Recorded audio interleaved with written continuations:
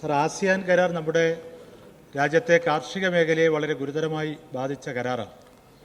Sir, ഇപ്പോൾ RCEP കരാറുമായി ബന്ധപ്പെട്ട് ASEAN രാജ്യങ്ങളും 10 രാജ്യങ്ങളും ചേർന്നുള്ള കരാറാണ്. അത് നമ്മുടെ രാജ്യത്തെ അല്ലെങ്കിൽ പ്രത്യേകിച്ച് നമ്മുടെ സംസ്ഥാനത്തെ കാർഷിക മേഖലയെ ഏതെല്ലാം തരത്തിൽ ബാധിക്കുന്നു എന്നുള്ളത് വ്യക്തമാക്കാൻ കഴിയും?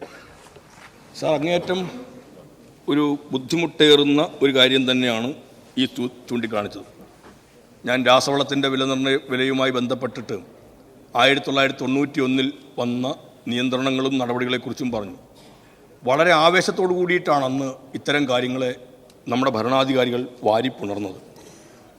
ഈ റീജിയണൽ കോംപ്രഹെൻസീവ് എക്കണോമിക് പാർട്ട്ണർഷിപ്പ് എന്ന് പറയുന്ന ഈ RCEP കരാറിലേക്ക് വരുമ്പോഴേക്കും 15 രാജ്യങ്ങൾ അതിൽ പങ്കാളിയായി വരുമ്പോൾ വിലക്കുറവുള്ള കാർഷിക ഉൽപ്പന്നങ്ങളുടെ ഇറക്കുമതി അതിലൂടെ വന്നാൽ നമ്മുടെ ഈ നാട്ടിലെ കർഷകർക്ക് അത് ഏറ്റവും ദോഷകരമായി ബാധിക്കുന്ന തരത്തിലേക്ക് എത്തും.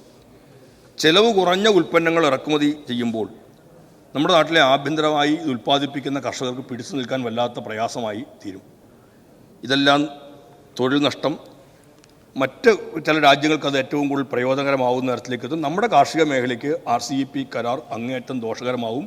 കാർഷിക മാത്രമല്ല, ഇപ്പം പാലധികം ഉൾപ്പെടെയുള്ള പാൽ ഉൽപ്പന്നങ്ങളും ഇറക്കുമതി ചെയ്യുന്നതിൻ്റെ ഭാഗമായിട്ട് വരികയാണ്. അങ്ങനെ സംഭവിക്കുമ്പോൾ ക്ഷീര കർഷകരെ അടക്കമുള്ളവർക്ക് ഏറ്റവും പ്രതികൂലമായി ബാധിക്കുന്ന ഒന്നാണ്. ഇക്കാര്യങ്ങളിൽ തിരുത്തലുണ്ടാവണം എന്ന് കേന്ദ്ര ധനകാര്യ വകുപ്പ് മന്ത്രിയെ നേരിട്ട് കണ്ട് റബ്ബറിൻ്റെ അടക്കമുള്ള കാര്യങ്ങൾ സംസാരിക്കുമ്പോൾ ആ കാര്യം ചൂണ്ടിക്കാണിച്ചതാണ്. കേന്ദ്ര ഗവൺമെൻറ് ഇക്കാര്യത്തിനകത്ത് അല്പം പോലും മാറ്റമുണ്ടാവാതെ ഈ നയങ്ങൾ മുമ്പോട്ട് പോവുകയാണ്. അമേരിക്കൻ പ്രസിഡന്റ് നികുതിയുമായി ബന്ധപ്പെട്ട് കഴിഞ്ഞ ദിവസം നടത്തിയ സ്റ്റേറ്റ്മെൻറ്റുകൾ നമ്മളെല്ലാം വായിച്ചു. അതുകൂടി ആകുമ്പോഴേക്കും എങ്ങനെയായി തീരുമെന്നുള്ളത് ആലോചിക്കാവുന്നതേ ഉള്ളൂ. വല്ലാത്ത ബുദ്ധിമുട്ടിലേക്ക് നമ്മുടെ നാടിൻ്റെ കാർഷിക മേഖല മാറുന്ന തരത്തിലേക്ക് എത്തും. ശക്തമായ ഇടപെടൽ രാജ്യം ഒന്നാകെ ഉയർത്തിക്കൊണ്ടുവരേണ്ടതും ഇടപെടൽ ഉണ്ടാവേണ്ടതും അനിവാര്യവുമാണ്. Second question. സർ, ഇതര സംസ്ഥാനങ്ങളിൽ നിന്നും വരുന്ന പച്ചക്കറികളുടെ ഗുണനിലവാരം പരിശോധിക്കാൻ ആവശ്യമായിട്ടുള്ള എന്തെല്ലാം സംവിധാനങ്ങളാണ് നിലവിലുള്ളത്? സർ, നമ്മുടെ സംസ്ഥാനത്തിന് ആവശ്യമായിട്ടുള്ള പച്ചക്കറി ഉൽപ്പാദിപ്പിക്കുന്ന കാര്യത്തിൽ എന്തെല്ലാം നടപടികളാണ് സംസ്ഥാന ഗവൺമെൻറ് കൃഷി വകുപ്പ് സ്വീകരിക്കുന്നത് എന്ന് വ്യക്തമാക്കാം. സർ, നമുക്ക് ആവശ്യമായ പച്ചക്കറി ഉൽപ്പാദിപ്പിക്കുന്നതിനുള്ള ഒരു ശ്രമത്തിലേക്കാണ് നീങ്ങുന്നത്. നമ്മളെല്ലാവരും കൂടി ചേർന്ന് ആ ഒരു കാര്യം വിജയിപ്പിക്കേണ്ടത് അനിവാര്യമാണ്. അടുത്ത മാസത്തോടു കൂടി ഒരു സമഗ്രമായൊരു പച്ചക്കറി ഉൽപ്പാദന യജ്ഞത്തിലേക്ക് കടക്കണമെന്നാണ് സർക്കാർ ആലോചിച്ചിരിക്കുന്നത്. അതൊരു സർക്കാർ പരിപാടിയായിട്ടല്ല, കേരളത്തിലെ ഓരോ വീടുകളെയും പങ്കാളിയാക്കുന്നൊരു പരിപാടിയായിട്ട് നമുക്ക് നിൽക്കാൻ പറ്റും. കേരളത്തിന് ആവശ്യമായ അരി ഉൽപ്പാദിപ്പിക്കാൻ തിരുവിതാംകൂറും കൊച്ചിയും മലബാറുമായിരുന്ന കാലത്ത് പോലും നമുക്ക് കഴിഞ്ഞിട്ടില്ല.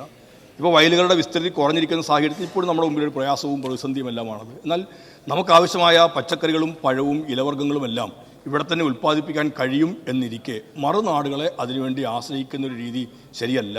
അത് കേവലമായ അർത്ഥത്തിൽ സ്വയം പര്യാപ്തതയല്ല, വിഷരഹിതമായ ഭക്ഷണം ഉറപ്പാക്കുക എന്നതുകൂടി ലക്ഷ്യം വെച്ചുകൊണ്ടാണ് ആ പദ്ധതിയിലേക്ക് നീങ്ങുമ്പോൾ എല്ലാവരുടെയും പിന്തുണയും പിൻബലവും ഉണ്ടാവണം എന്നുകൂടി അഭ്യർത്ഥിക്കുകയാണ്. നമുക്ക് ലഭ്യമാകുന്ന പച്ചക്കറി ഇനങ്ങൾക്കകത്തുള്ള കീടനാശിനികളുടെ അവശിഷ്ടങ്ങൾ പരിശോധിക്കാനുള്ള സംവിധാനം ഉണ്ട്. കൃത്യമായ ഇടവേളകളിൽ അതെല്ലാം പരിശോധിച്ച് റിപ്പോർട്ടിൽ പ്രസിദ്ധീകരിക്കുന്നുണ്ട്. ആ ഇടപെടലുകൾ ഗവൺമെൻറ് നടത്തുന്നുണ്ട്. അതിൻ്റെ ഭാഗമായി ഇപ്പോൾ ചില സമയങ്ങളിലൊക്കെ ആണെങ്കിലും ഇതിൻ്റെ കുറവ് വരുന്നതായി ശ്രദ്ധയിൽപ്പെടുന്നുണ്ട്. ഒരു നല്ല ഇടപെടൽ സമൂഹത്തിൻ്റെ കൂടി ഉണ്ടായാൽ നമുക്ക് ഇതിനെ വിജയിപ്പിച്ച് മുമ്പോട്ട് പോകാൻ കഴിയും. നല്ല പരിശോധന കൃത്യമായ നമ്മൾ നടത്തുന്നുണ്ട്.